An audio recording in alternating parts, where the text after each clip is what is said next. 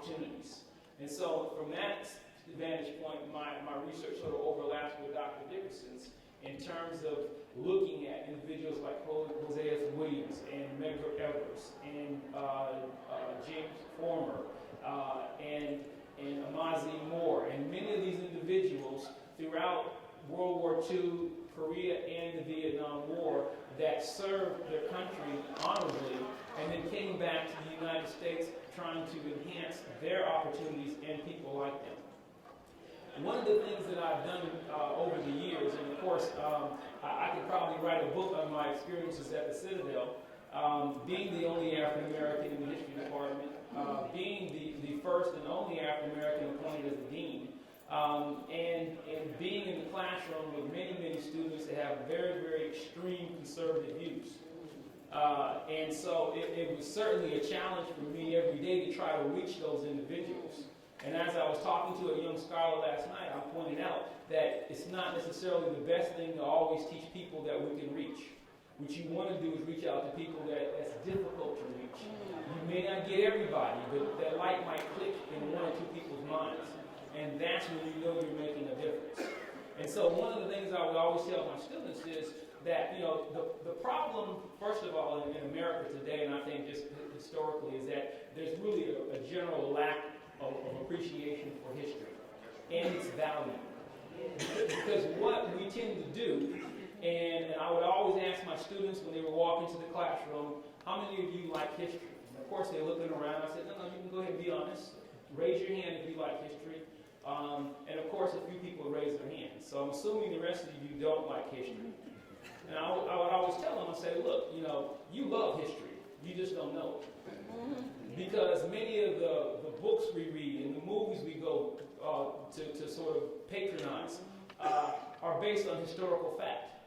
And they're very exciting in that regard. What you don't like is history teachers that can't make it real for you. And so the first thing I would tell them is to stop thinking about history from the vantage point of the past. And when you really think about it, looking at history and teaching history in that manner is illogical. It doesn't make any sense. Think about it for a second. A social movement starts on a particular date and it ends on a particular date. That doesn't make any sense. Racism discrimination starts at a particular date, but it ends with the signing of legislation. That doesn't make any sense. So what I try to point out to them is that many of the challenges that African Americans have today, our veterans, and also social justice issues are not new issues. You can document them all the way up and before the American Revolution. It's a struggle and it's a fight and it continues to happen. And I think that it's like it was stated earlier, it's just a new face. But it's not different. And so what you do is you use history as a way to address contemporary problems and understand your future, not necessarily looking directly at the past that this happened and it ended. Because, you know, when you really think about all the plight of the things that are happening in the black community, in particular, the relationship between law enforcement and police brutality. One of the things I point out to my students, again, and a lot of young people, unfortunately, are not aware of these things because they don't readily read like they probably should. And that is, the Black Panther Party was talking about police brutality in Oakland, California in the early 1960s. And a lot of the injustices in that regard have been going on well before that. When I mentioned that many of the race riots that took place throughout America, all over the South, the Midwest, the Northeast, were led by law enforcement in those local communities. And these are well-documented events. And so again, that relationship and the tension that people see today is not anything new. They're certainly not isolated incidents. I taught a course at the Citadel called The History of Race, Crime, and Punishment in America, where I look at these various issues historically. And before the end of the class, I told my students, of course predominantly white, I said, before the end of the month, there will be several more unarmed African Americans that will be murdered by the police. Mark my words. And I said, it's not wishful thinking by no means, it's that these things have been going on for a very, very long time. And so I think that, again, it's incumbent upon all of us to look at these events from that historical vantage point, so we can understand that these are not new problems. That the civil rights movement never ended. It's very much going on, and there are new issues in some respects, and in some cases they're not new issues. They're just new approaches. I want to say also that when you look at African American veterans in particular, that the history of self-defense activism has been around for a very, very long period of time. And that, so again, it shouldn't be a shock that what you find is that many African American veterans come back after serving their country and they want to make a difference, whether right or wrong.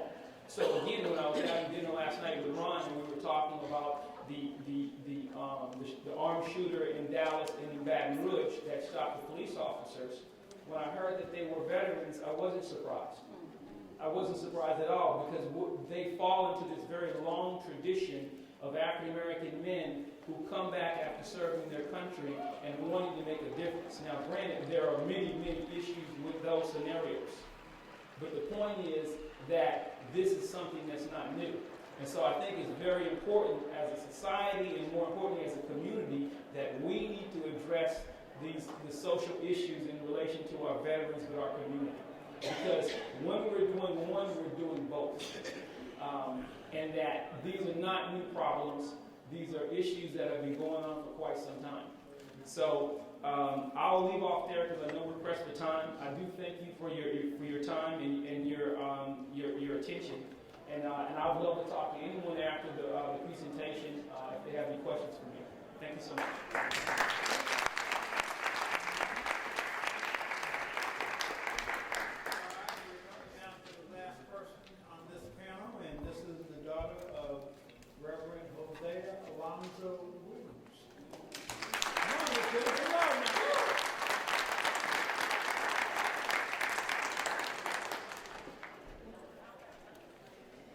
Wow, this is really powerful stuff. I am not up here to be an academician. I am a servant. I am so proud of Ron Armstead and his work here with our Veterans Affairs and continuing to constantly bring to light the needs of our veterans. I'm going to just quickly read to you something that I think reflects how we all feel. So something that Ron sent me about my father, Hosea Williams, to help us understand. He was Staff Sergeant Hosea Lorenzo Williams, General George Patton, 761st Tank Battalion, World War II. And this is a story that I heard since being a little girl. So one of the issues is these stories are not being translated to the younger generation. We stopped telling the stories in the house because we no longer have dinner around the table together, and we no longer sit and talk to each other because people can be in the same room together texting each other. So as a result of that, and we certainly are not writing books, we have these oral histories, so if we're not talking to each other, then the oral histories don't take place. If we're not writing it down, then even when our children get old enough to be interested, to realize they need to be interested, they don't have anything to refer to because we haven't written anything down. And then it's very hard to track African American lineage because of our creative ways of creating families. I'll put it that way. Okay. And because of his real name was Jerome, but he changed it to Manis Foster, and then it changed his, names are missing. So we must get the younger generation more involved in not just history, but how that history created this and $150 Jordans, and why it's important for them to understand. If they do not understand their history, they will make the same mistakes over again, and we will not move forward. This is my father talking. I too was a daddy's girl and had been to jail with my dad so many times for civil rights. By the time I was in high school, I had to get sent away to Boggs Academy, to boarding school, because I was getting ready to be a juvenile delinquent for civil rights. But they don't care what you went to jail for, you still get classified as a juvenile delinquent. He said I was deemed 100% disabled by the military and required a cane to walk. My wounds had earned me a Purple Heart. The war had just ended and I was still in uniform, for God's sake. But on my way home to the break of death, they beat me like a common dog. The very same people whose freedoms and liberties I had fought and suffered to secure in the horrors of war, they beat me like a dog merely because I wanted a drink of water.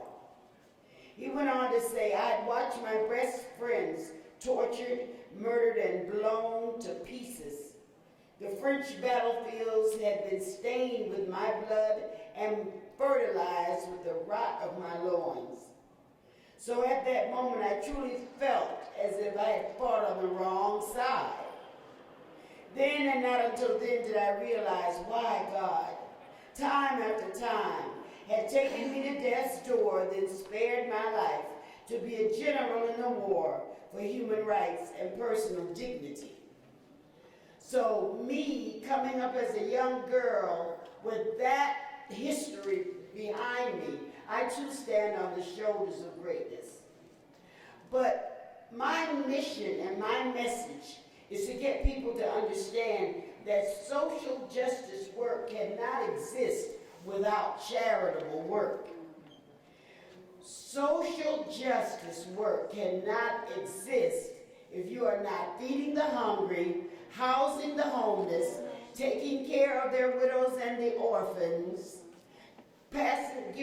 giving out free medical care, regardless of what we say is available, it's not being accessed because there are no case managers in place to tie the links together so that access can be easy. We forgot the importance of the social worker. And we need to fund more social work positions because without social workers and case managers, we're not going to be able to access the resources. So you have to go back to the way we were doing things in 1980. That was more the right way than what we're doing now, because even in the city of Atlanta, fewer than Atlanta officials estimate there are close to 700 homeless veterans. Well, I already know from doing this work for over 30 years that whatever the cities report, you multiply that times 3 or 4, and that's your real number. So, also, I need you to understand that homeless veterans are increasingly are females. They are representing as females with children, and they're living in the street with their children, because in the city of Atlanta, if you have children and you have a son that's 17 and you have a daughter that's 12, well, they will send your son to the men's shelter. They will not let him stay with you and the girls. So here we have again that concept of splitting up the black family, even the family living in the street, knowing that this will weaken the family. It not only weakens the family of the present, it weakens the family of the future, because the seed is being attacked. It's the legacy that's being attacked. It's not just an individual. And I am just so proud to say that the Congressional Black Caucus has made some strides forward in the area of homeless veterans, but there's much work that needs to be done. because many of the people that are homeless veterans are not even counted when they do that yearly count in January, because they can't even find them. They don't even know where they are anymore. So don't look at polls and statistics and numbers. You have to get out among the community yourself to realize there is a great growing cloud of homeless veterans that are dying in the streets of America and that are not being captured by the census or the polls or the clipboards that walk through our community. Okay, so now you get to know me a little better. As troops return from operations in Iraq and Afghanistan, the face of homelessness has changed. Now, female veterans are more likely to be homeless than other veterans. I don't know why that is. I have to talk to case managers about that. But they're 2 to 3 more times likely to be homeless. Homeless. After going to serve your country in Iraq and Afghanistan, and you come back and you find yourself homeless out in the street or in a shelter, or as we have in Atlanta, living in a shanty town by the railroad tracks in the bushes with your children. What are some of the causes? What are some of the causes of veteran homelessness? Well, veterans, now I am talking to you about homeless veterans. Keep that in mind. That is my subject. That is my topic. That's why Ron brought me here, to raise the awareness of this brain trust that your veterans are not just not being looked after when they're living in their homes, but that many of them, 58% of them, are homeless. So they're not even living in their home. So it's not a righteous action that's being taken. They are oppressed people. And that needs to be addressed through allocating money not just to monuments. I love monuments. I look at Stone Mountain with all those veterans up there every day.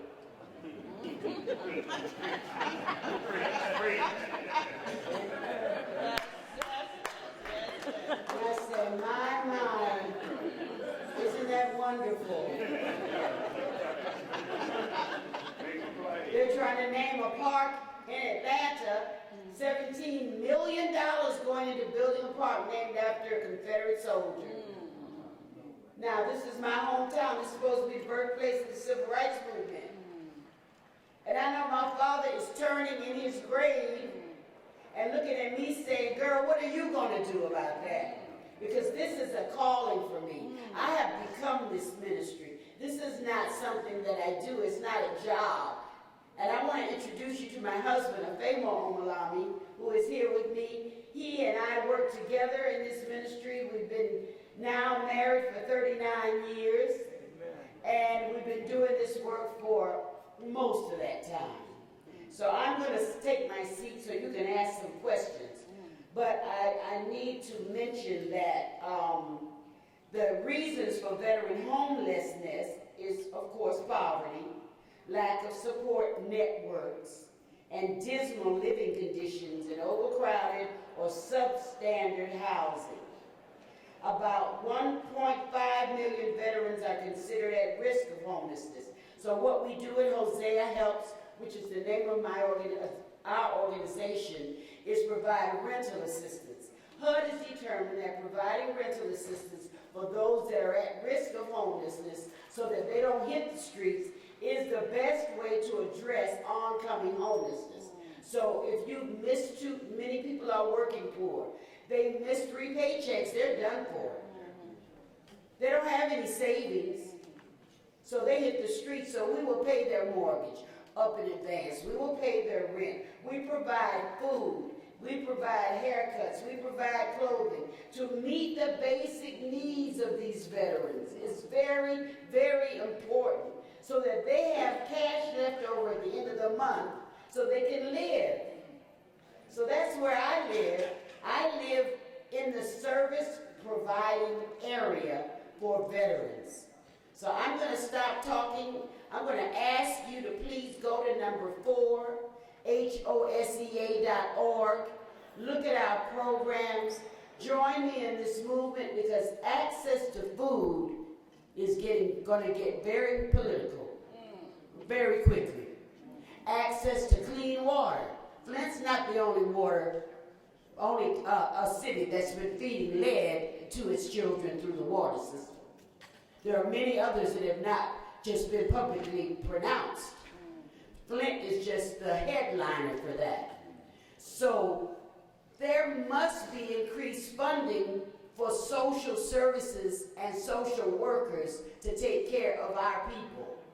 And we have to take care of our veterans because within them lies true patriotism, true anchored American patriotism. So let's teach our young people. Let's do true Christianity.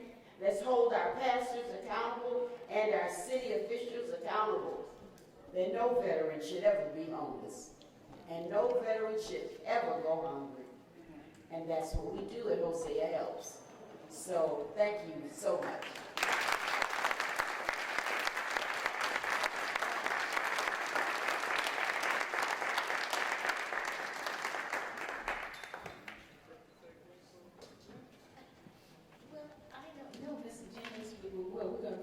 Because he just said this is a perfect segue for you, and I think maybe it's right because he is the regional HUD director, and it's been really a challenge over a period of time to get HUD and VA to work together.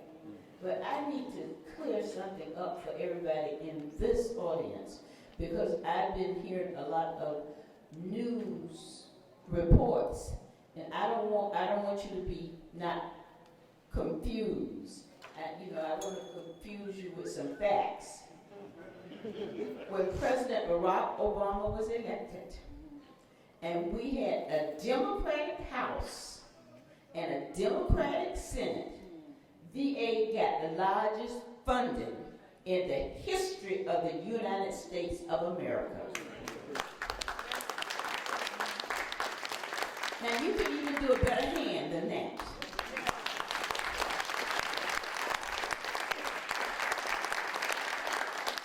I have been on VA for 23 years, and I've gone to every conference that we've had.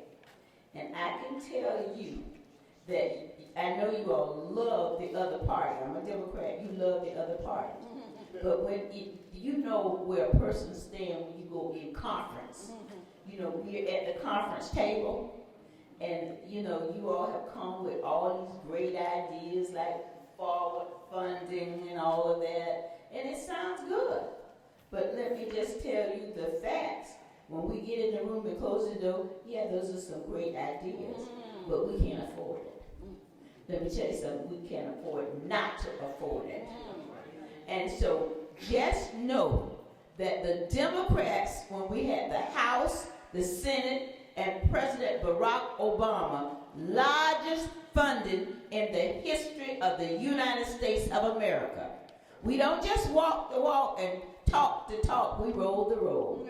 All right, now Ed Jennings, he's going to come for the next panel, but I think you all have put him on the segment that he needs to come and clarify information about veterans homeless and what the DA and what HUD is doing to work together to wipe it out. And I am proud of the fact that we have come a long way as far as wiping out veterans homelessness. But it's a Reg McGill said, multiplicity of things. A part of the problem is you got to work with them to know that they have a problem. And many of them have the safety net have fallen through. And so getting them in the system and working, particularly those Vietnam veterans, because when they came back, they got very frustrated. And now, a lot of credit is not given to General Saseki, but he did a lot to open up the system so that you didn't have to go to court and prove your case. And so I give him all of the credit. But when he did that, the Congress didn't give them the funding. So it is what it takes, the Congress working with the president. And so with that, I want to bring up Mr. Ed Jennings.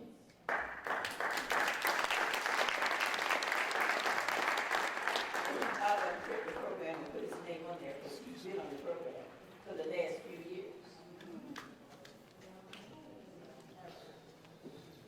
Now, can I do this just before you start? Yeah, can we? Thank you.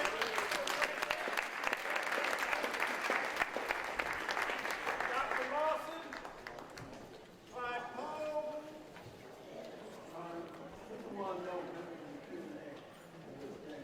After this.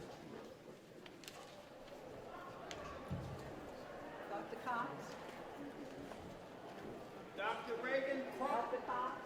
Use the mic. General Cobra.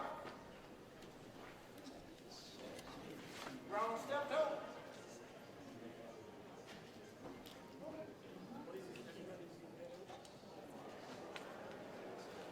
We have one.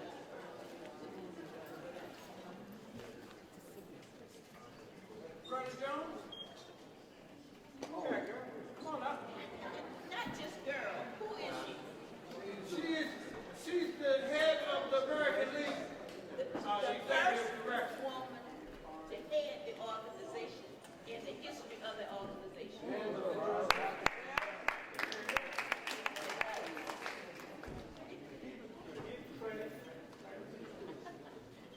Amen.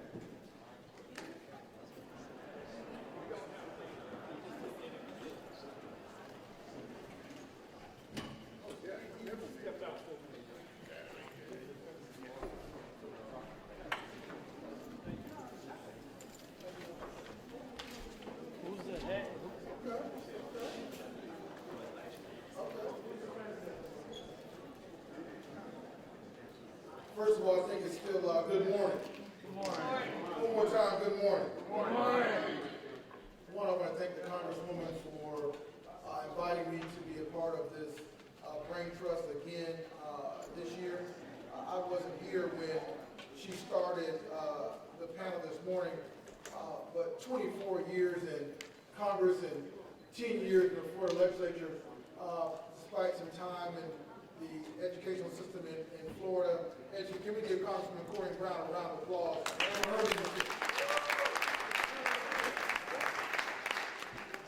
Because no matter what happens, folks, you got to take care of people who take care of you. The gentleman earlier talked about history. We know the people that are here now. We don't know the people that were here before. And the people that have been in the vineyard for a very, very long time. I am not sure. I see Ms. Hosea Williams, Mr. Hosea Williams' daughter, made some comments, and some other folks made some comments. And I'm not here to correct the record. I'm here to enhance the record a little bit, if I might, to add on what Congresswoman Corrine Brown said. She talked to you about what happened on January the 20th of 2009 when Barack Hussein Obama became the 44th president of the United States, and we had control of the House and control of the Senate. People are thinking fondly of those days. Now it's almost 8 years later. But what does not get as much credit, what we don't talk about as much as we should, is what he and the First Lady, Michelle Obama, and the Second Lady, Dr. Jill Biden, have done on the area of homelessness. You don't know that in the summer of 2010, in a quiet room, President Barack Obama decided that the idea of 10-year homelessness plans was a great idea. He enjoyed it. Planning to end something is nice, but ending something is something different. And then he started a program called Opening Doors. Opening Doors is an initiative to end all homelessness as we know it, all around the country, in a matter of some 10 years. The first benchmark established in that three-pronged approach was ending veterans' homelessness. Not talking about it, but ending it. The idea that we would be able to house all veterans within 90 days of finding them and knowing that there would be a system in place to take care of them. Our goal to end that was January 1 of this year. We pushed that back 1 year to January 1 of 2017, but we're teed up to end all chronic homelessness January 1 of 18 and end all family and chronic homelessness by January of 2020. What I want to say to you in regard to the numbers, though, so we can know what has happened. Since 2010, the numbers of veteran homelessness have been reduced by 47%. So 50% of veteran homelessness has been ended as we know it. Just 17% in the last year, this last fiscal year, has been reduced. We have housed, through a program coordinated between HUD and the VA called VASH, some 398,000 veterans have received housing over the 9-year period, 2008 till now. 400,000. Can we get a round of applause for that? I told you that 47% is really on the sheltered side. We've had a 57% reduction in unsheltered veterans in that timeline. That's with HUD and the VA, the Continuum of Care, working with the organizations here on this panel. We've still got a long way to go, but then the First Lady got involved, and I'll say this comment, and then I'll go to my seat. I tell people, and I hope this is not going to be on video, but I'm going to be leaving my job in January, so I leave next week. A couple of months will be okay. I told you the president got excited about it in the summer of 2010. But about 2 years into that, in 2012/2013, the First Lady got excited. I will tell you, the president being excited was nice. But for a young man from Gainesville, Florida, when the First Lady got excited, I got excited. And she opened up a program where we would be asking, through the Mayor's Challenge, mayors and elected officials around the country to commit to ending veterans' homelessness as we know it. They asked me and my colleagues around the country to come up with about maybe 10 mayors in each community, to do that, to give us a number around 100. I won't give you through all the details, we don't have the time to do that, but the number right now is 880 mayors and elected officials have committed to that. I will tell you, in Region 4, my region, we have signed up 560 of those mayors of 10 regions in our region. Please give us a round of applause for that leadership. Mayor Reed in Atlanta is one of those mayors that have signed up to commit that. We've had 27 mayors and communities to reach the threshold now. We've still got, obviously, a lot more to go. But I will tell you the commitment of the President and the First Lady on this issue to make real lives be changed and impacted is a significant issue. When I say 400,000, we're talking about real lives. We're talking about people's lives that will change forever and ever, because I agree with what everyone said. You can't talk about food, you can't talk about education, you can't talk about health care until I got a place to sleep. I need to have a place to call home. So whether it's there for the homeless who are doing extraordinary work in Atlanta, and many of the folks that are in this room understand it may not be quite as bad as you may think. I will tell you, as I head into my seat, the idea that this will be one of the greatest legacies of the Obama administration, of the Donovan administration and Secretary HUD, of the Castro administration and Secretary HUD. The idea, because of congresspersons like Corrine Brown, who have been beating the drum for 24 years. Take care of my veterans. Take care of my veterans. Build hospitals in Orlando and other places, that's nice, but make sure they got a place to call home. So I ask as you go back to your respective homes around the country, you ask your mayor, you look at the list, you go to www.hud.gov and see is your mayor on the list. If he or she is not on the list, you mark right down and say, hey, take care of me and mine. Take care of me and mine first. If their name is on the list, you say, how can we help? Because I will tell you, getting 400,000 people to shelter who come from the Korean War to the Vietnam War to those most recent folks that come from the Middle East is challenging and trouble. They have mental health issues, they have academic issues, They have all kind of challenges we have. But together, we can continue the path that the President, the First Lady has laid out and end veterans homelessness as we know it in the next year. Thank you very much.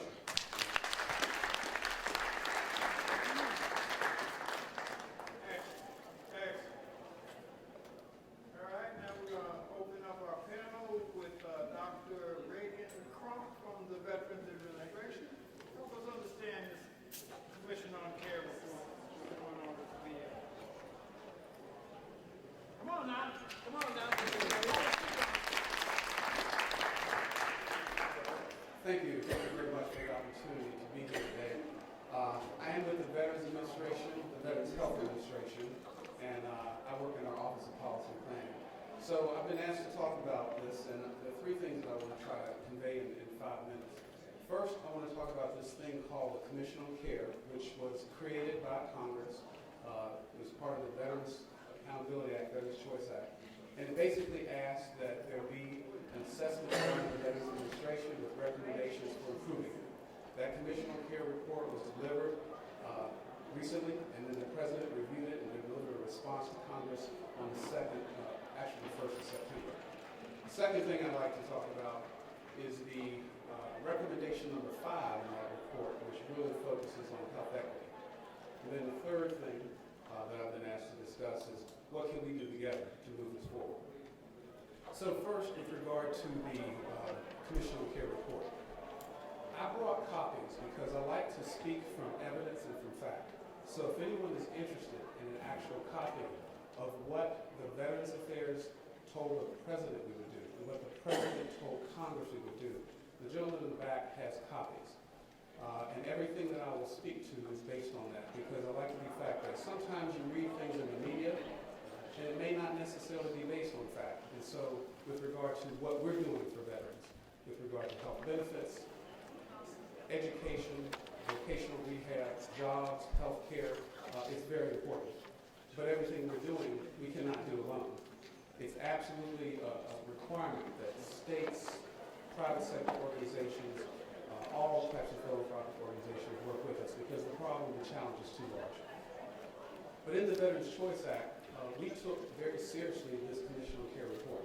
So what I want you to know is we had 100 people within the VA, within OMB, within Health and Human Services, Department of Defense, working together to comb through the 18 recommendations in that Commission on Care report.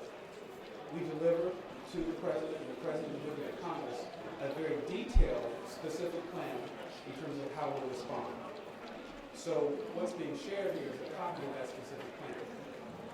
I won't have time to go into the details on it, but what I want you to know is that we have every intention of carrying out all of those, but what's very important is not only does it require things of VA, but it requires a lot of Congress. There are several pieces of legislation that at this point in time have not moved yet and will not allow us to do everything we need to do for veterans. Chief among them is the Veterans Choice Act.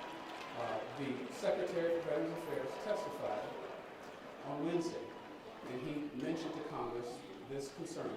And what I heard from the senators in the room and from the Veterans Service organizations in the room is that we need to jointly hold ourselves accountable.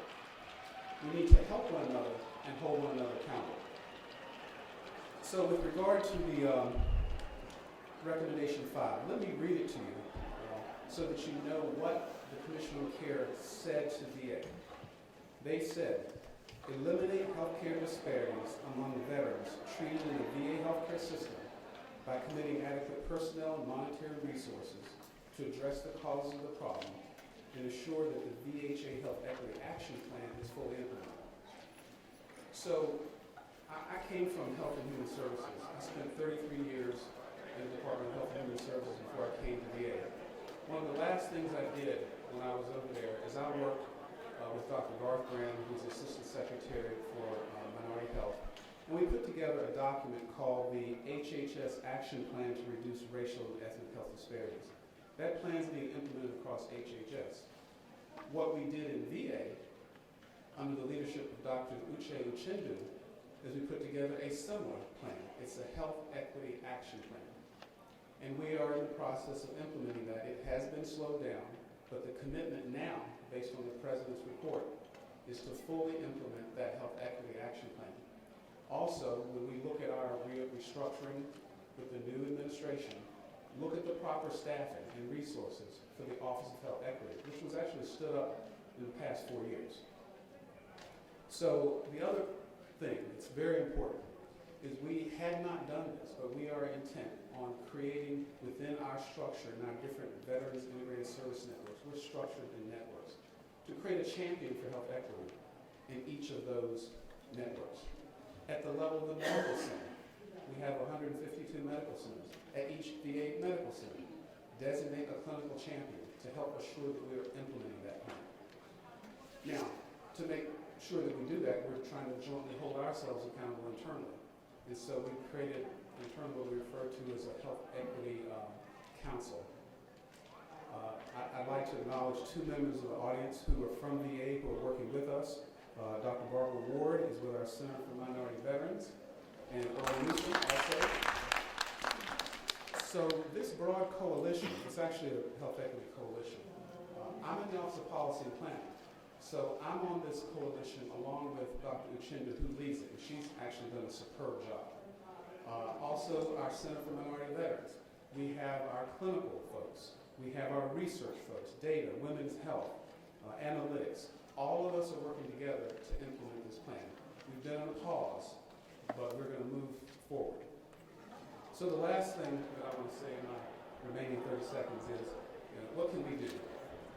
There are pieces of legislation that are critical to our ability to move forward related to the Veterans Choice Program.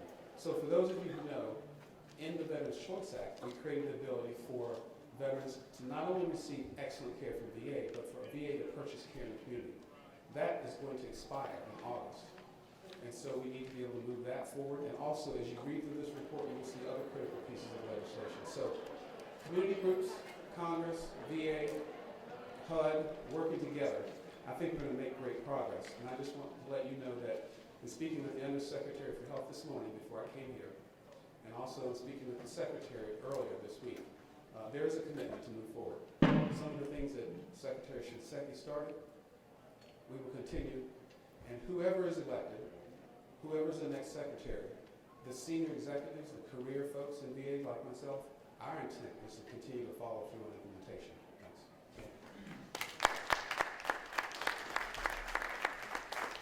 Next, I'd like to call Dr. William Lawson.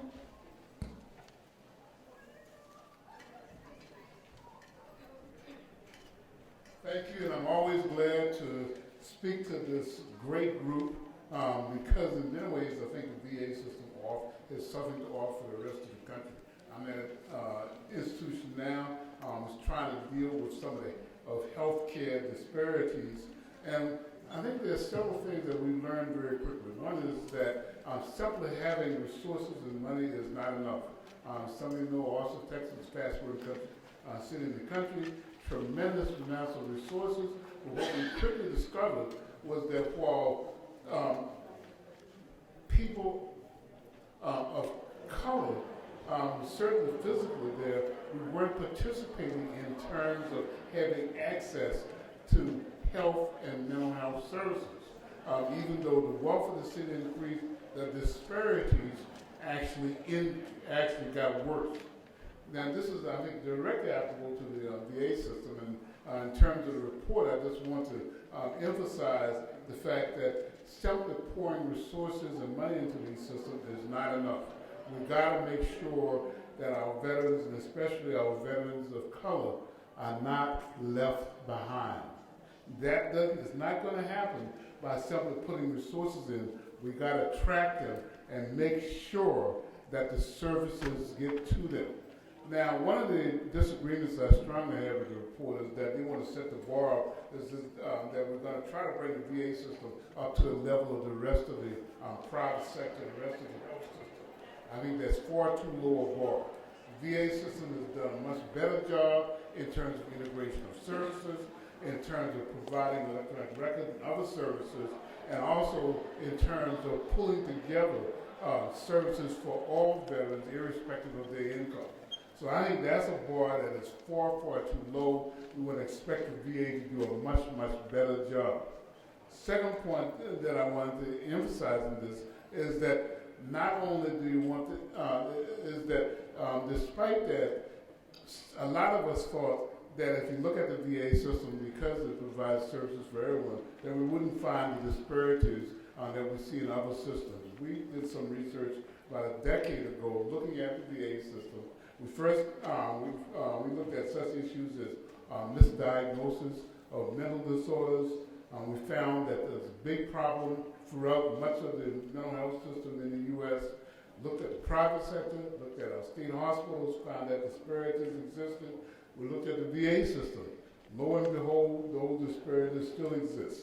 And I just want to again emphasize that there's a lot of problems with misdiagnosis, overdiagnosis, especially people having post-traumatic stress disorder, being misdiagnosed as having schizophrenia, and mistreatment is continuing to happen. It's not going to go away. We're going to have to look at those issues. The report talks about the importance of recognizing cultural issues. I'm very glad to recognize it's not simply having us go to a class and say, we're going to make you culturally competent because you took a course. We want to see actual meat in terms of having people become culturally aware and culturally competent throughout all phases of the system. Why does misdiagnosis occur? It occurs because at every level, people are not trained to recognize the cultural issues that are found in African American and Hispanic providers, as well as their patients. The other issue that we need to look at is the manpower issue. They talk about making sure that we have enough people to be able to provide these services. But the fact of the matter is that ethnic matching does help. It does improve outcomes. We found sometimes one of the unrecognized issues is that African American providers get better outcomes than their white providers, even when they're treating white patients. That's not discussed often enough. So we need to get more African American providers. How do we do that? How do we bring more people to it? We found at Howard University that if people work in a specific setting doing their training, that's where they're going to practice later. We need to do more to ensure that we have our trainees get experiences in the VA system. One of the problems in terms of pipeline and getting more physicians now is that the number of residency slots have not increased. So we're putting more people in medical school, but we have not increased the number of residency slots. So we got this backlog of people who want to become physicians and who want to practice, but who cannot because we don't have the slots. The VA system, fortunately, has increased those slots. I think this is a tremendous opportunity for the VA system to be able to get physicians in who later want to stay in the VA system and who also want to treat our veterans. And especially true in terms of people of color who want to become practitioners. So there should be something in there in that report about making sure that those slots are expanded. And also making sure that they take advantage of the unique and positive relationship that the VA system has always had with our historically black institutions. Last year, when there was a complaint about veterans not being able to get in, I tried to improve that at Howard University. Quickly ran to all kinds of bureaucratic snafus and difficulties. President Clinton, a while back, worked to make sure there was legislation so that VAs would work with HBCUs to develop their research infrastructure. Let's see if we can do something clinically. Use existing legislation, use existing efforts to improve the relationship between the VA system and HBCUs, especially Howard, Meharry, Drew, and others, so that our veterans can have access to services much more easily when the specific VA hospital may not have sufficient resources. So these are all very practical things we can do now. The bottom line, again, as we found in Austin, is that it's not simply enough to say we're going to bring about improvement in terms of resources. we have to have practical, ongoing efforts to make sure that the improvements are going to take place. So set the bar high. Don't just look at the private sector. Utilize our HBCUs and our resources in the community and take advantage of the crisis that's going on now, the manpower crisis, that we simply do not have enough residency slots so that our physicians will be able to practice.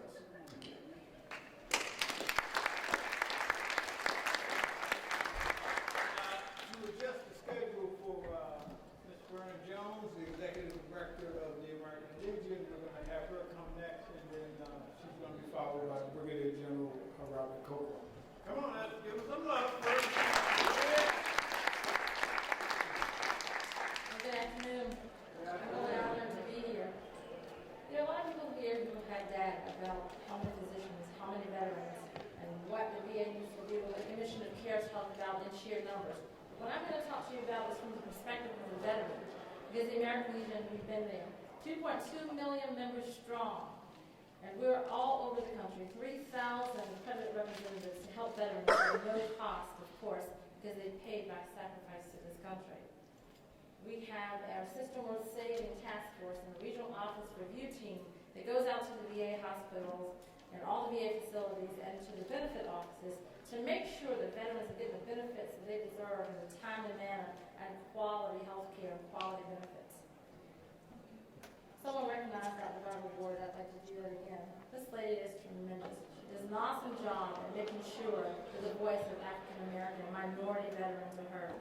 When I was first appointed to my position, she was one of the first people who came to my office because she wanted me to know how important it was that we were represented and that there was a disparity between the benefits that we receive and the resources that are available to us.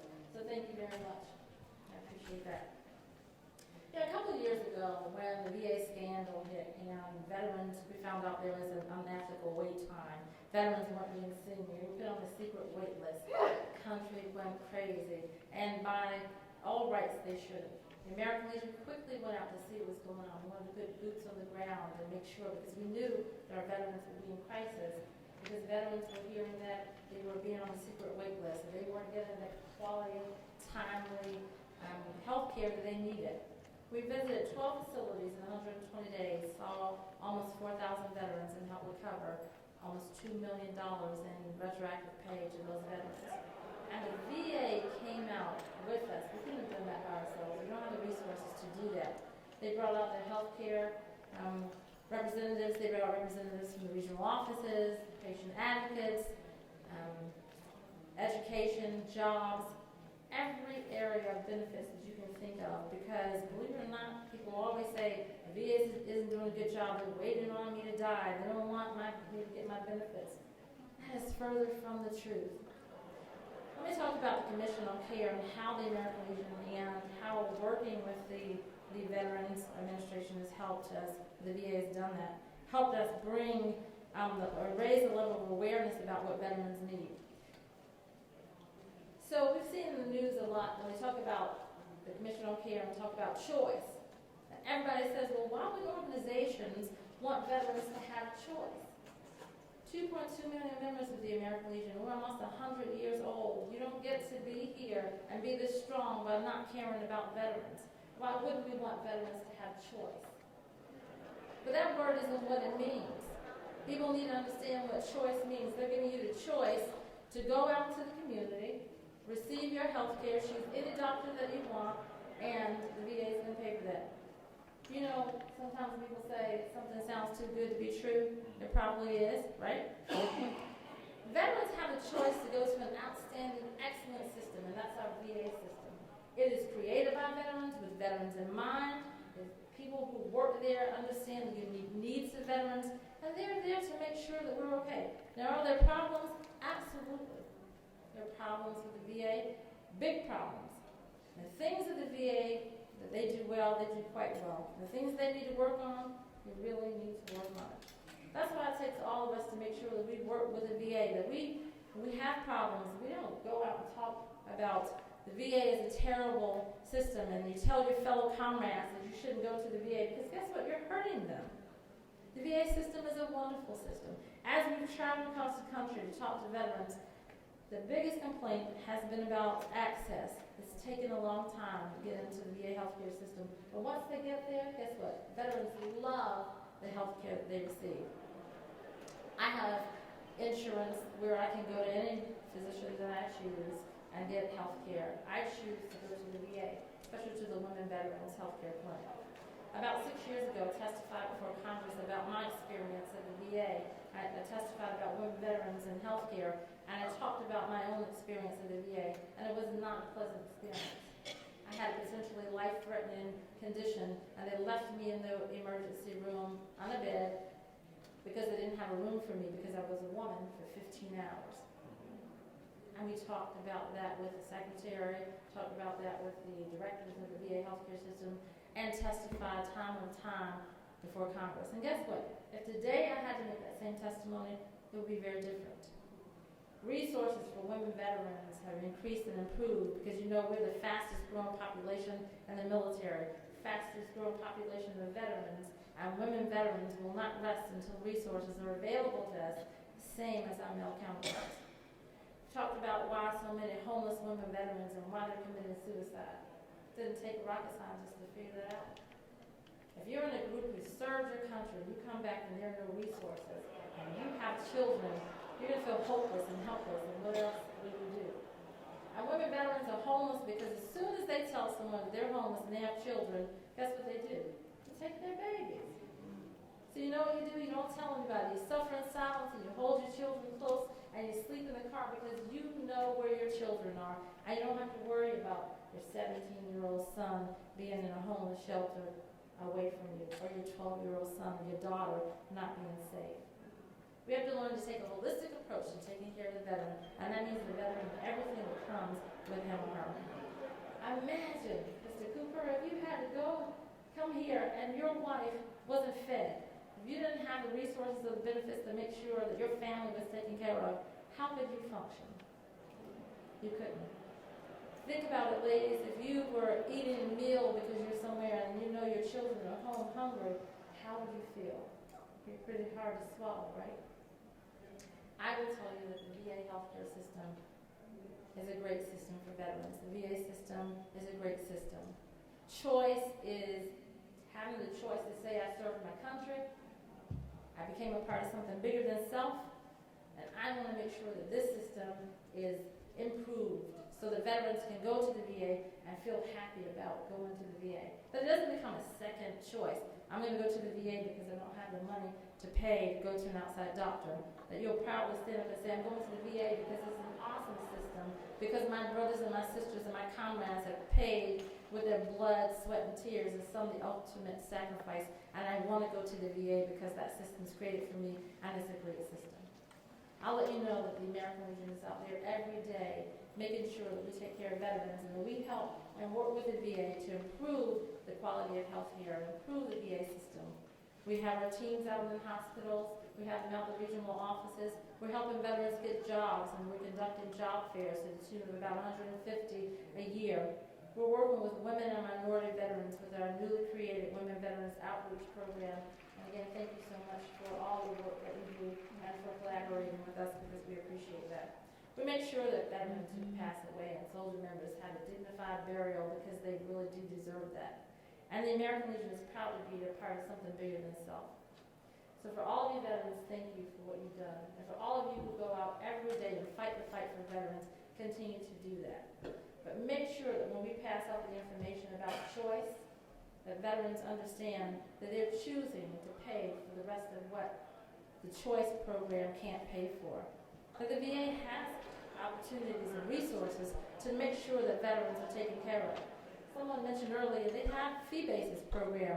It's the same program that they're calling choice. Choose to go to your VA because it truly is a great system. God bless you and thank you so much.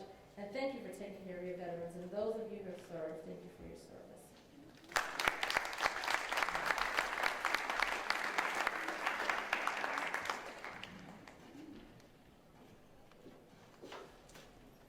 Now I'm going to call up Brigadier General Robert Cockroft. Come on now. Give him some love.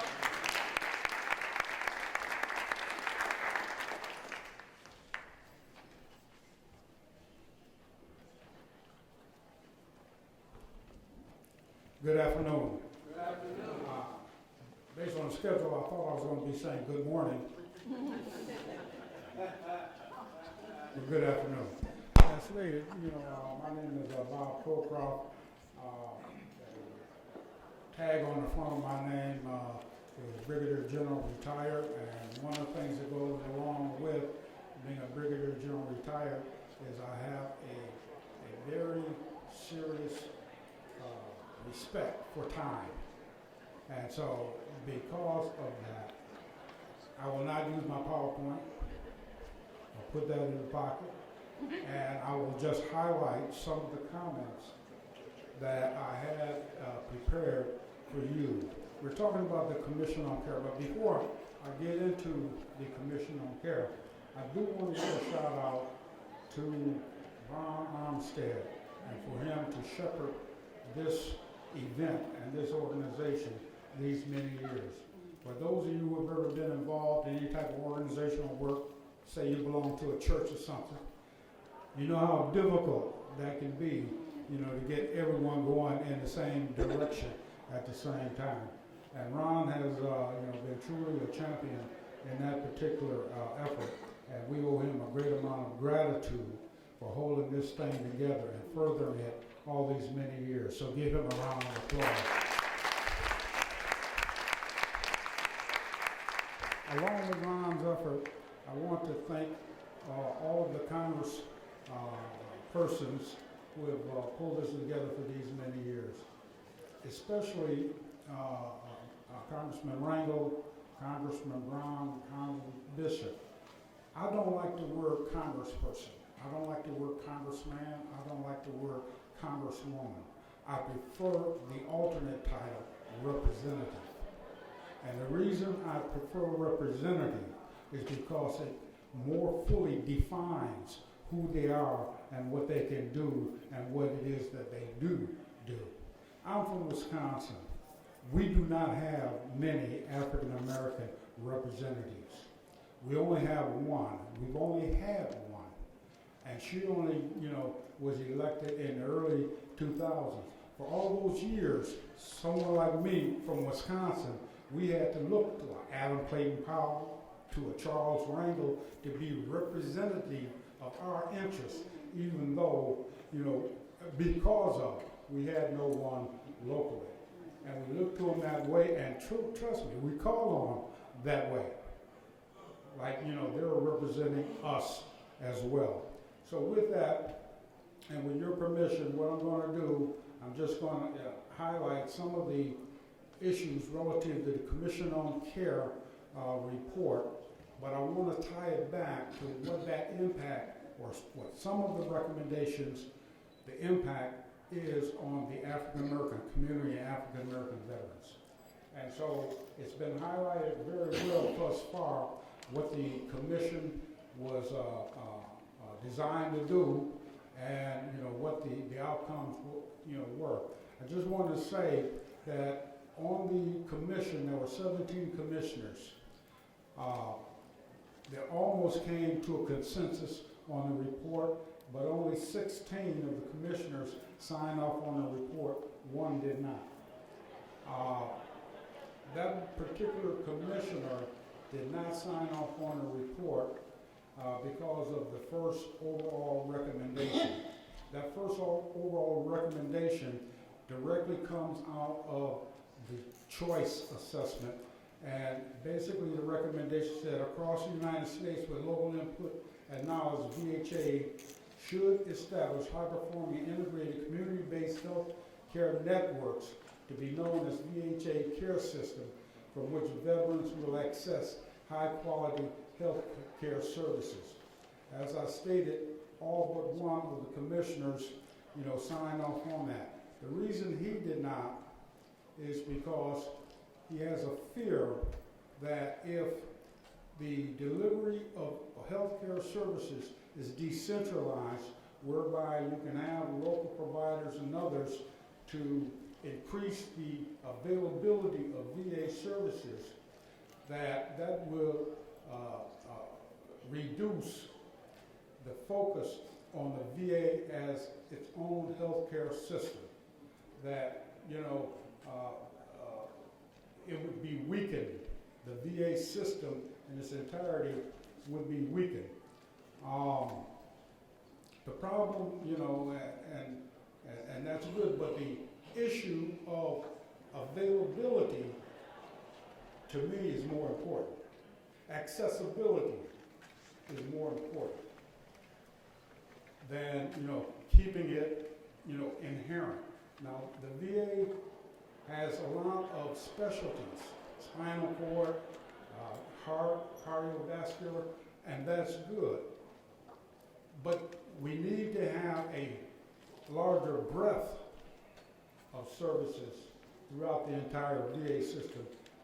And in my opinion, the entire system will not be weakened if we go to the integrated system that the recommendation, you know, proposed. So, you know, overall, the whole commission was designed initially because of accessibility issues. The whole scandal that was occurred in Phoenix, the long wait list, you know, the backlog. One of the recommendations and actions that was taken immediately, you know, by Congress and led to the choice was the ability to not decentralize so much, but spread the services out so they became more available and be able to reduce a lot of the wait times. Congressman Brown was right. General Shinseki did a lot of great things. One of the major causes for the backlogs is that benefits, services, healthcare was opened up under General Shinseki. More conditions were declared to be presumptive, so that those veterans who have been denied benefits for many years were now able to get those benefits. But along with opening up more benefits, you need to have more funding so that you can provide the health care. Without that, you had a system that was deluged with demand and not enough capacity to handle that. The Vietnam veteran, the average age now is 70 years old. Hell, when I was 35 running around, the last thing I was thinking about was my VA disability. But now that I'm getting, you know, now that I am 70, that VA disability don't look too bad, you know. And so what I'm saying is the whole issue of availability can be, or attempt to be, resolved and solved by decentralizing the ability to obtain services from multiple sources to include the VA. Now, I just want to point out, that is not without VA involvement. VA still will be certifying those providers of healthcare services. So it's not like they're just, you know, walking away from it. That was the first recommendation. Now, here I go, you know, the other problem with the general officer, you don't know when to stop sometime, but I'm sure there'll be people nodding their head. Second recommendation was recommendation number 5, that was to eliminate healthcare disparities among veterans treated in the VHA care system by committing adequate personnel and monetary resources to address the causes of the problem and ensuring the VHA Health Equity Action Plan is fully implemented. By the way, if you want to read the entire report, it's only 169 pages long, and you can go to myva.org.gov,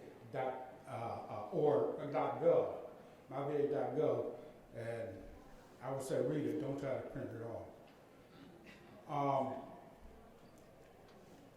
But this whole issue is related to the conditions, as I tie it to African American community. It's tied to conditions that African American veterans suffer in greater numbers than the general population. I belong and past chairman and national commander of an organization known as the National Association for Black Veterans. I'm often asked, you know, well, why do you need a Black Veterans Organization, right, Bernard? Why do you need a Black Veterans Organization?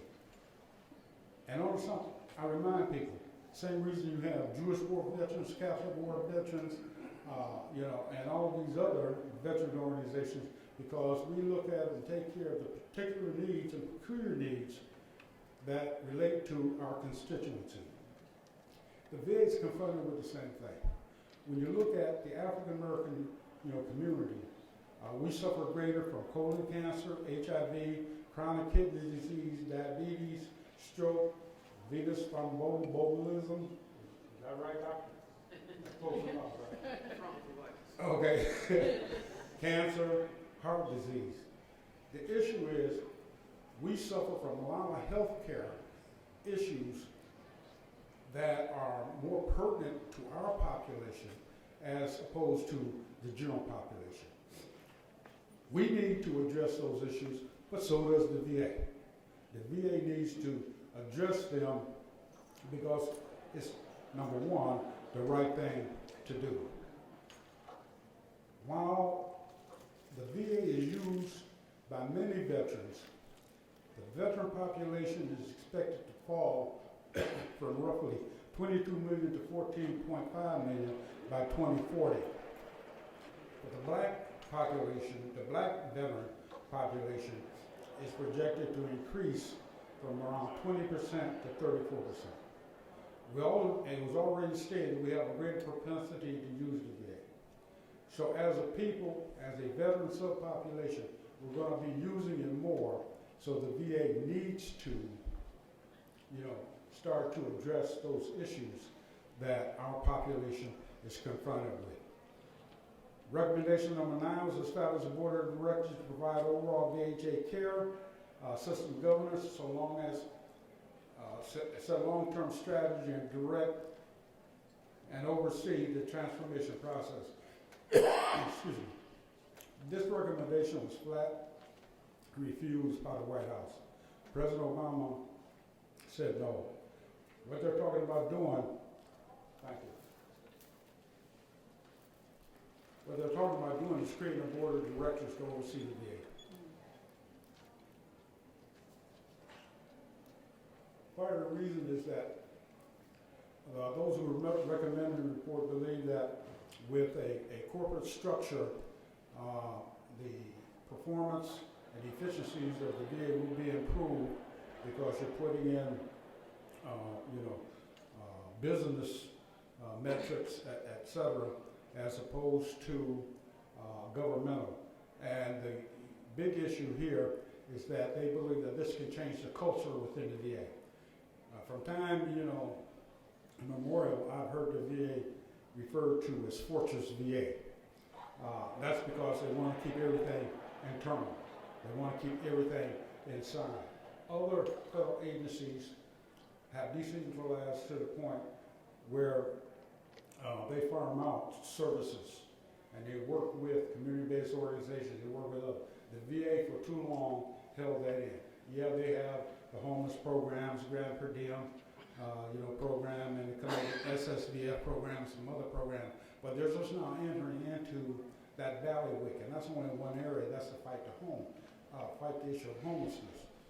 There are other issues that are out there that the VA needs to conquer, and they can conquer those issues better. It is believed if they can decentralize some of their services. That doesn't mean not to monitor them, but to broaden their breadth by decentralizing those services. But anyway, as far as the board of directors, and even though the culture within the VA needs to change, that culture will change a lot of dynamics within the VA. I don't believe that is a good recommendation from the committee, simply because I'd rather have someone overseeing the VA who has been elected, that I have some control over with my vote, than I do to some other entity that I have no control over. As small as that little input I may have, at least that's input, as opposed to no input. The final one is provide a streamlined path to eligibility for health care for those who those with other than honorable discharges with substantial honor service. I could speak for the rest of the day talking about this issue. Going back to the early 1970s, some was in that battle. We fought the issue of lesser honorable discharges, other than honorable discharges, simply because we received lesser honorable discharges coming out of the Vietnam War in higher percentages than the general population. I know it happened because I was part of that system at the time in the military, and being able to issue an administrative discharge was powered all the way down to brigade level. So you're not talking about general court martial or general officer input. It was down at brigade level. Too many individuals, and I can talk to you about the timeline and why a lot of individuals ended up with it. But there was no recognition of the possibility of having some mental health issues such as PTSD, TBI, or anything else. I see you around. There's no thought of that. So what we have to do, very quickly, now let me just point this out real quickly too. In those days, we almost got it where we were able to eliminate the lesser honorable discharges by working with a consortium of other groups, churches, the religious community, and tying it with those who had avoided service by, fleeing to Canada and what have you. And we tied the two together. Those who had fled the country, avoided the draft, and those who had received a lesser honorable discharge, basically because we said those who received a lesser honorable, at least they served. And that was going real well until President Ford at the time, they decided to, and this is the anniversary of it, bring all those from Canada back home, but those that had received a lesser honorable discharge say, well, they still had to go through the process to get their discharge upgraded before they were eligible for benefits. The impact of that is tremendous. You're talking about impact on the veteran, impact on the family, you're talking about ability to get a job, you're talking about economic growth, and you're talking about wealth accumulation. Not being able to do so all because of the type of discharge you received, and you may not have even deserved it. Those are recommendations, those are my thoughts on the Commission on Care. Thank you very much.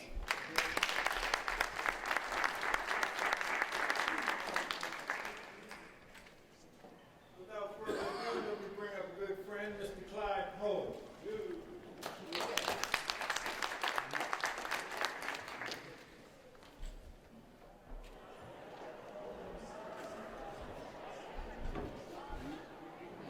Well, I know it's late. I'm really appreciative of that. I want to first say thanks to Ron Armstead. Ron and I have been together for a long time. And I really appreciate his dedication. And Dr. King talked about a thing called devotion to a higher purpose, which means that you don't just think about yourself and your family and what you can do for yourself, but you look at the benefit for us as African people in general. And Ron certainly has adhered to that, and I really appreciate that. I'm trying to just focus on maybe three things and we can get out of here. The first thing I want to talk about is what Dr. Lawson emphasized, which was back in, I think, the early 90s, he and I submitted a proposal to the Veterans Health Administration, and it was part of the White House initiative on working with historical black colleges and universities. And we made a proposal that we could do two things. At least one would be we could put together a training institution at Howard University, possibly Meharry or Morehouse, but we could train VA clinicians because we saw a lot of problems with them not being culturally sensitive. We call it being culturally diseducated and culturally deprived because a lot of them didn't understand and know how to be more effective with black clients. And that was a fact.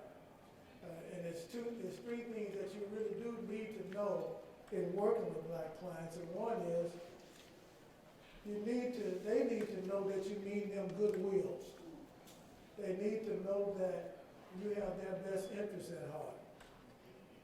The second thing is that they need to know that you have mastery of your profession, that you know what you're doing. And the third thing is, they need to know that you know where they're coming from.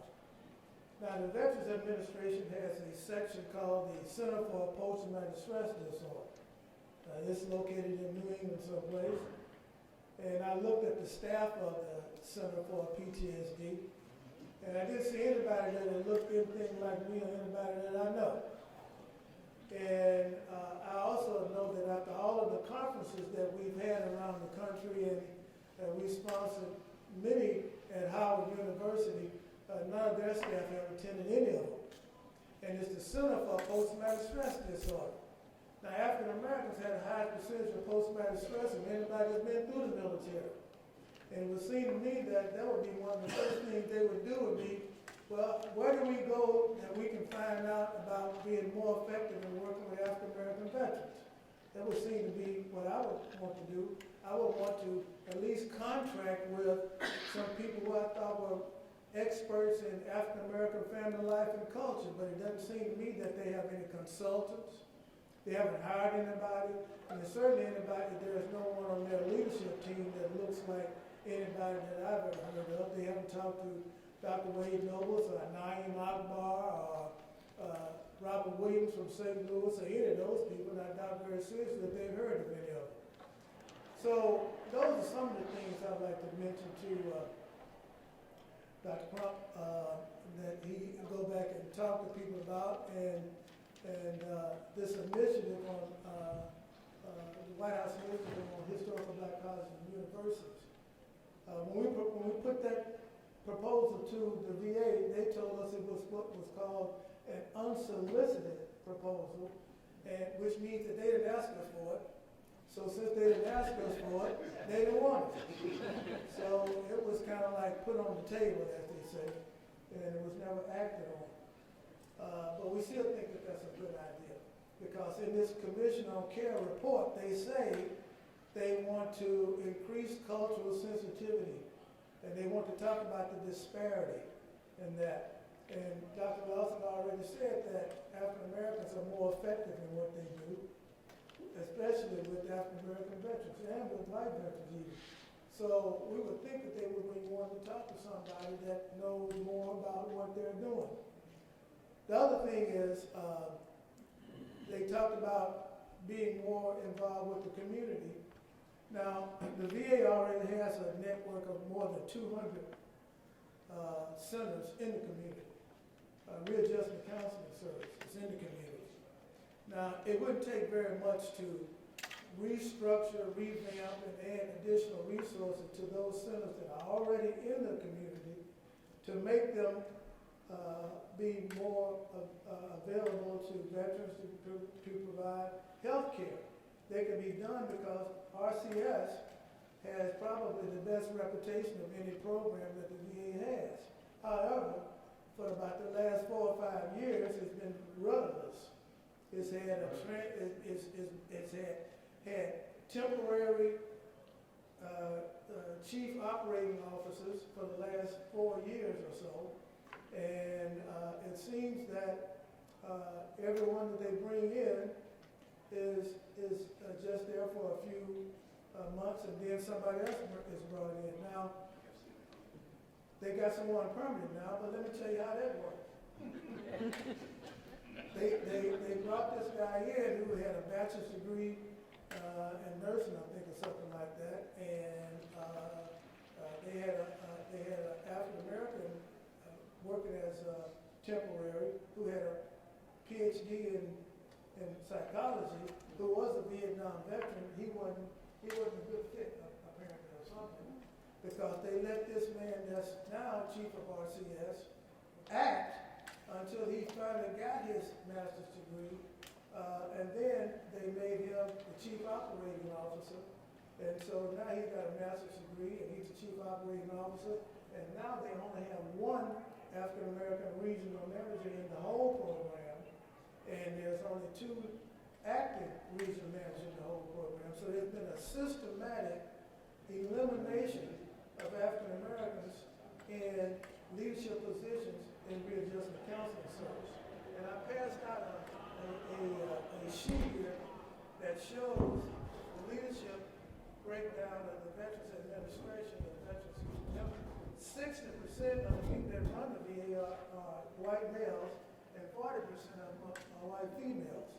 And so, just commenting on the report that was given, that they want to restructure, they want to develop a leadership model that looks on how to improve leadership and develop managers for the program. Well, certainly that hasn't been going on right now, and I know you say that there are some things that need to be changed by the VA, and that's definitely one of them. One of the things that we know happens is that African American veterans have the highest incidence of PTSD. Now, let me just give you a cliff note example of what PTSD is, because it's very, very relevant. Let's say this is high stress and this is low stress. And right here is the mean average of stress. So everybody's got some stress. Okay? But now what they call PTSD is when there's stress that's over and above what a person is normally expected to be exposed to. That means somebody just walking along gets pulled over to the bushes and assaulted. So that you see stress level jump above high levels of stress. Now following that, the person exhibits a long list of symptoms: anger, depression, nightmares, withdrawal, that's called the syndrome of the back, or the symptoms that are exhibited as a result of that trauma. Okay, but one of the things that happens, particularly with African Americans, is we have a thing called accumulative stress. Accumulative stress, which means that there are a lot of things that happen to us that just happen to us every day. Okay, if you don't know you black, somebody's gonna make you aware of it sometime during the day. It could be the girl at Sam's Club. Okay, it could be the little girl at McDonald's. But somebody's gonna make you aware of the fact that you are black. Okay? It could be discrimination, it could be bad water, it could be a child, that you have a problem with the teacher. But your stress level is constantly up in this range. That's a cumulative stress. You heard about the one started on the camel's back. One more thing happened. If one more thing, I got one nerve left. And if one more thing happened, and there's a lot of that going around in our neighborhood. And we know it. And when they come into our office, those of us who are clinicians, we understand that. And we are able to read people. And when I try to explain to my students or to young trainee clinicians what reading somebody is about, they don't get it. But you know about reading folk. You can read their eyes, you can read their body language, and we got to try to teach that. Because you can read when somebody is racist. You can read when somebody doesn't like you.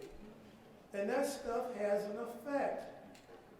It compounds and it compounds. Okay? And so those are the kind of things that culturally that we are experiencing and that have an impact on us day to day, so that we have high blood pressure. We have a tendency to self-medicate and all those kinds of things. And that's in the report, but the report doesn't talk about, it talks about the need to do something about it, but it doesn't talk about how to do it. And so we just want to make those points. There's a Grandmaster Flash and the Furious Five, they made a comment. They say, "Don't push me, because I'm close to the edge. I'm trying not to lose my head. This is jungle out there. Sometimes it makes me wonder how to keep from going under. And we got a lot of veterans who are in that kind of condition. We got a lot of veterans that are in that kind of condition. And the young fella I heard that was down in Louisiana, they say he went to the VA for treatment. I'm not sure, I can't say 100% sure, but they say he went to the VA for treatment. And he was on the Tabby Smiley show. His mother said he kept a diary. But he talked about being disappointed at the care that he got when he went to the VA, and when he came back, he was disillusioned. And a lot of African American veterans are disillusioned because the VA has written a check to them that they can't cash, because they promised that things were going to be done for us when we came back, but that wasn't so. Now, one of my best friends was one of the last POWs from Vietnam. His name was Colonel James Williams. He's in Atlanta. James Williams was held as a POW in Vietnam almost longer than any other Vietnam veteran. I ran into him at a convention I think in the early 90s, and I asked him how he was doing. I asked him, was he getting anything from the VA? He said no. I said, well, let's talk about how you're supposed to apply for benefits in that. James Williams got 80% service-connected disability for injuries, but he didn't get anything for post-traumatic stress disorder. It took him several more years before he was diagnosed with PTSD. And what I'm hearing from veterans now is that, employed by the VA now, is to diagnose them with personality disorders and pre-existing conditions. So then they're ineligible for compensation from the VA because they say that the thing pre-exists if you're being in the military, so you're not eligible for compensation. So I'd like to thank you all for the time that you allowed me to talk. I'll be glad to talk to anyone that wants to talk more. Thank you very much.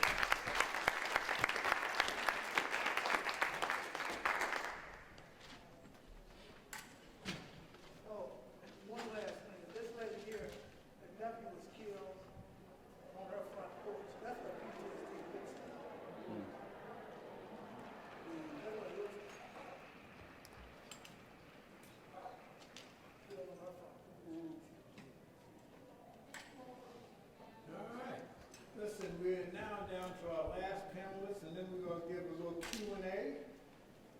Just, I usually say question, answers, and comments, because a lot of people don't have a question or an answer, they do want to have a comment. All right, Mr. Ron Steptoe. Ron, thank you very much, and I appreciate all the work that you've done. Purpose is what no notes up, so I can be straight and to the point. A veteran's legacy. What does it really mean? Well, let me tell you my family story and what it means, and if we don't get it right, how many generations are impacted by what we decide today to do and what we decide today not to do? 9 generations ago, my great-great-grandfather fought in the Revolutionary War, the only African-American in Nazareth County to fight for the first colonial army in Virginia. Wonderful plaque on hundreds of acres that as a part of the veterans' benefit at that time was given to my family. Great pride in America amongst our family. Freed he and his descendants. But here comes the Civil War. Some people are not happy about this African American having this property and his family being free. One of the descendants decided that he was going to make his contribution by spying for the Union Army in the cadre and the like of Harriet Tubman. Well, they decided to do something about that, and what did he do? Capture him and behead him on that prime property, with his son watching. Let the son live to say, you make sure you tell everyone else, don't they ever do anything like that again. So here we come, as a family, great pride in this country, and it starts. I wish someone would tell me to go back to Africa.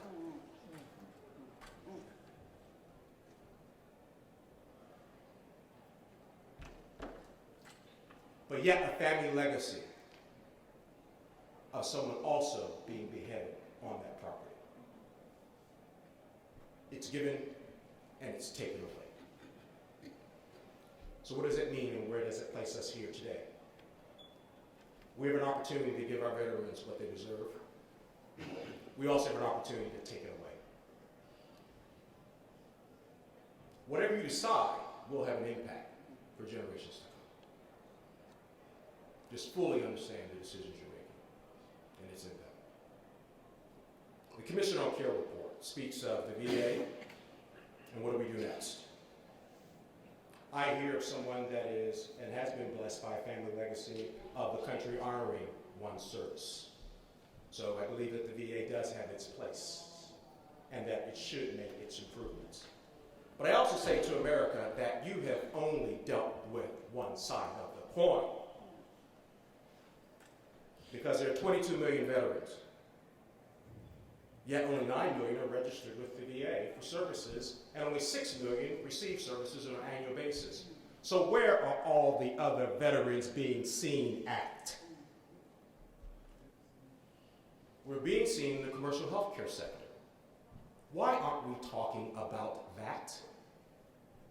Why aren't we challenging the commercial healthcare sector to improve their game in caring for the veterans? I'm a service-connected veteran, disabled veteran.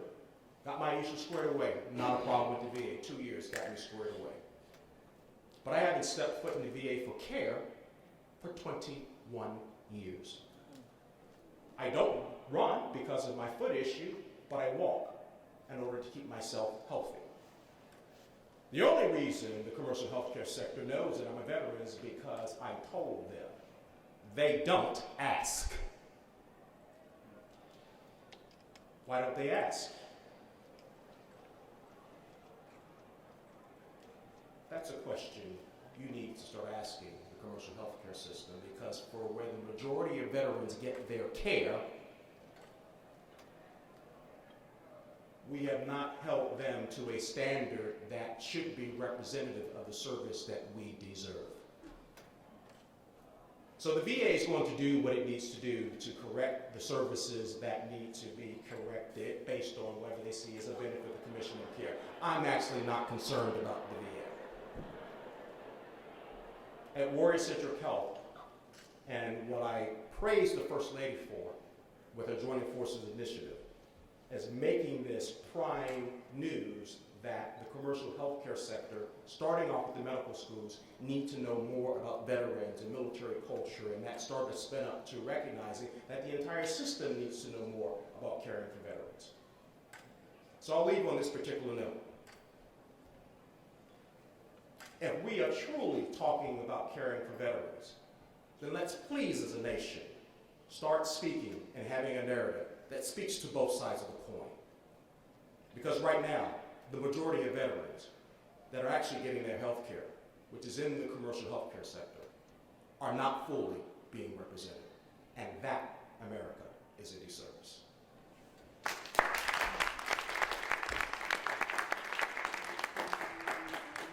Listen, we are now at the latter part of our day. And I'm pleased to let you know that we kept on time.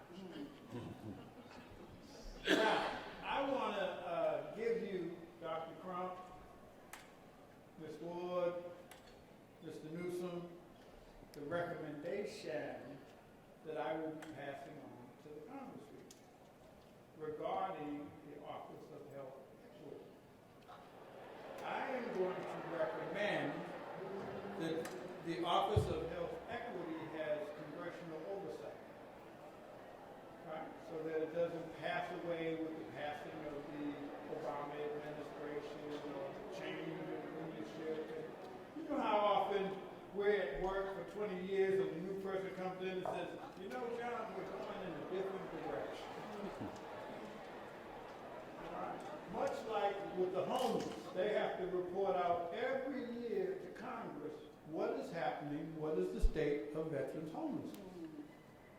So my recommendation is going to be for the Office of Health Equity that there is congressional oversight. That not only do you say, see, because Corrine is interesting.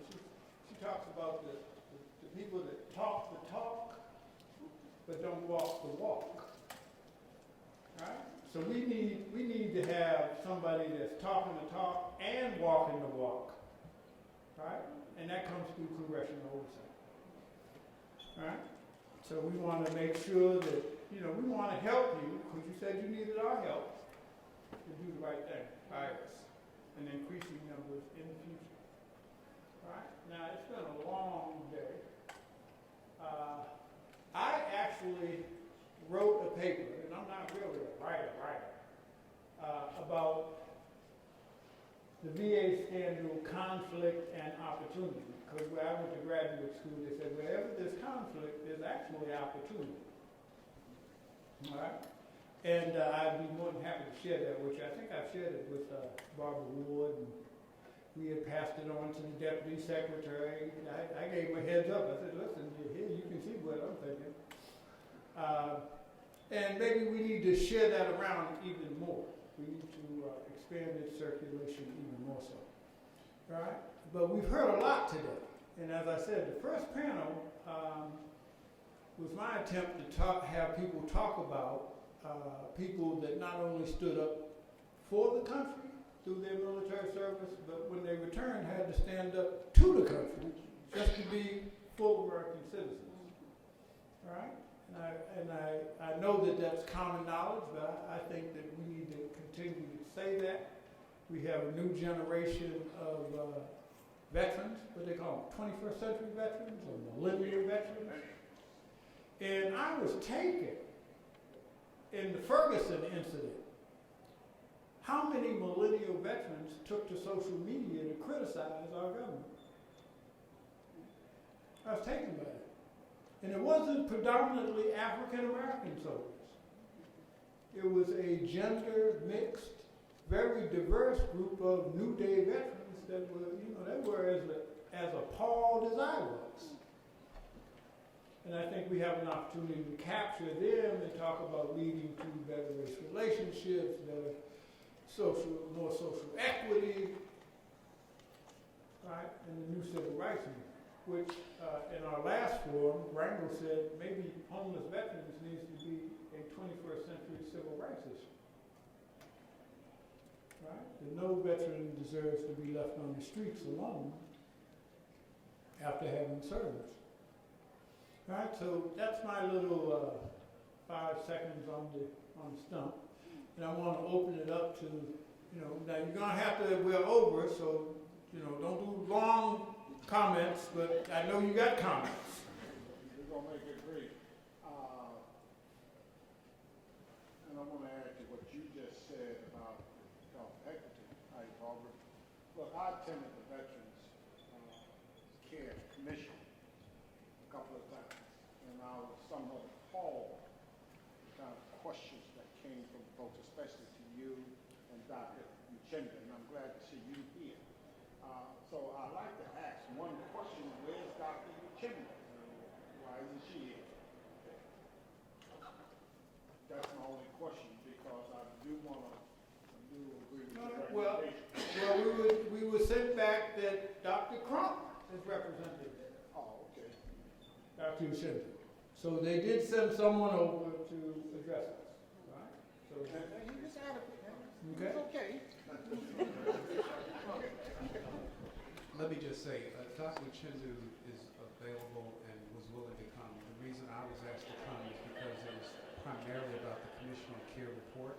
However, she and I work together, and I'll let her know that you all wish she were here. But she is here in spirit, because she and I are very close and work together on this. So please don't take it the wrong way. Okay. Mr. Cooper. This is to Clyde Cole. It's Northampton. Do I need this? Because it doesn't even seem like it's on. Sit down. You can hear me? Yeah, we can hear you. So, it's Northampton, Massachusetts. Very cold. I don't think an African American even knows where in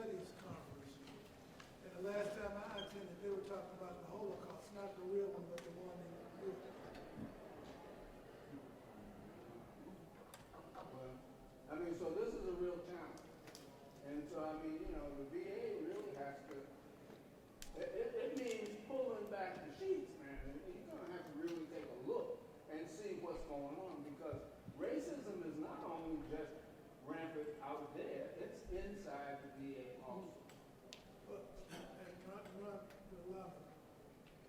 You know, if you know how to walk, then steps are not a problem. But if you can't walk, the steps are a problem and you look for an elevator. If you are not black, skin color is irrelevant to you. It doesn't have anything to do with anything unless you're comparing tans or something. But if you are black, it can be an ongoing barrier to a lot of things. And so the majority of the folks that run the VA are not sensitive to the issue that we keep trying to bring to them. It's not the issue. Well, there were, let me just say this. There were three recommendations that I saw in the commission report. The first is what I just said about the Office of Health Equity, and it needed to be a priority, it needed to be resourced, it needed to be staffed, and to secure its longevity, we need congressional oversight. Two is the issue of cultural competence, which Dr. Boston and yourself and others and Ron have said over the years, right? And that's based on a very pragmatic reality, the changing demographics of the veterans of the military population, right? Black women are now 30% across all branches of service, right? Minorities are 20%. I'm using minority in the broad term. I'm not saying African Americans are 20%. And we're 10% of the population, so there's 2.6 million black veterans as of the last census count. We're 35% of the remaining homeless population, even though we're only 10% of the general population, which no one has ever explained. And over the past 20 years, we've been as high as over 50% of the homeless population, right? So we know that there has to be some reckoning with culture and cultural competency on down the line, because the last report, minority report I saw, said, just as General Cockcroft said, by 2040 we will be 1/3 of the veterans population. And lastly, according to the flyer that Clyde put out, we know that there is a problem in representation at the senior management level of the Veterans Administration. We know this. And and it's so ironic to me because my mother retired from Gillette, which is a non-union shop. You know, Gillette raised black people? Procter & Gamble bought Gillette. And I know if we looked at the Procter & Gamble diversity plan, it would be very different from what we're hearing espoused by Mr. McDonald. And his moves to diversify the management structure. See, he comes out with a very different man. Have you looked in Procter & Gamble? Their leadership and where they stand on diversity? It's very different from what he's espousing as the head of the VA.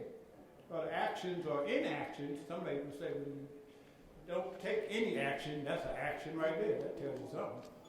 Right?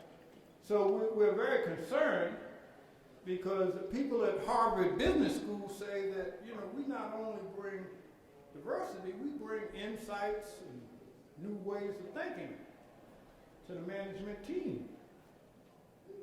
We bring different set of priorities. We have a different set of eyes that we look through issues at. And without having a diverse leadership team and a diverse democracy, we're having problems. We're having these persistent problems. Now, someone who will go unnamed brought it to my attention that the VA, in terms of management, doesn't look like the military, because we know we have blacks in leadership in the military, and it doesn't look like the American civilian population. Right?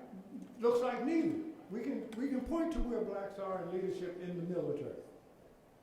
I'm fond of saying that. Did people follow General Lloyd Austin's recent retirement after 41 years in the service?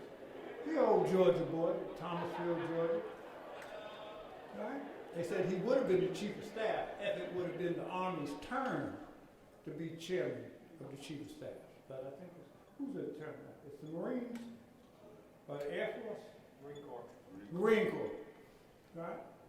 So he would have been similar to Colin Powell. Right? But we haven't seen that, and we haven't seen that within the Veterans Administration. Right? And that's an issue.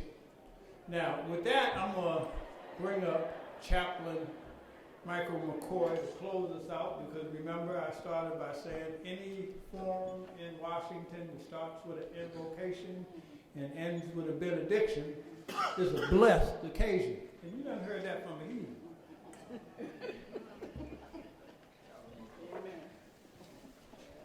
I think you converted now. Don't stop praying. He still need prayer. Yes. I am grateful to be here. I've been coming many years, and also being involved in various capacities, and also praying. And I've been coming more as the associate or one of the chaplains in VA, but I come today as the director of chaplains in VA. Before we get to the benediction, tell the story about the aircraft carrier you gave us. Because I was telling your colleagues that last week. Because this is a cultural competence story. It's the antidote. Tell the story. When I was a chaplain in the Navy, I was put on a ship, and we was out on the Mediterranean Sea, and I had gotten some of the sailors together, and we started a little, as we would do as chaplains, a little black gospel choir. But we had some of the white sailors as well, a part of the choir, but we start getting, instead of just the normal 20 guys for chapel service, it started growing to about 40, and then 50, and then almost 100, and 200, where we had to take the fantail of the ship just to have our services. One Sunday, the CO, the commanding officer, captain of the ship, came by, and he saw from a distance us having service, and he decided he would sit in the back and see what was going on. We heard some young men kind of in the front saying, "Say it! Preach, preacher! Amen! Go on now! Ha ha ha ha!" And he looked, and he started taking names. And he said, "Chaplain, that was a great sermon. You give a good sermon, and you do a great job here on my ship." He said, "But I want you to know, I wrote down every one of those so-and-so's names that was interrupting your sermon, and I'm going to have them in Captain Mass Monday morning." Now, that's a true story. And I explained to him that, in our church, amens is okay. That's all right. I have two colleagues here, and one is, they are both retired now, but they are two of our leaders in terms of VA chaplaincy that have come over. Chaplain Richardson, stand. It's in the VA chaplaincy, I think, for about 30-some years, right? 35 years. And Chaplain Cross, Clarence Cross, was the chief of chaplains at the Washington VA Medical Center, and now retired. Now, I'm going to give a benediction, but I'm just going to give a sentence, because I'm going to let each one of them give a sentence, and that will be our benediction. Let's stand.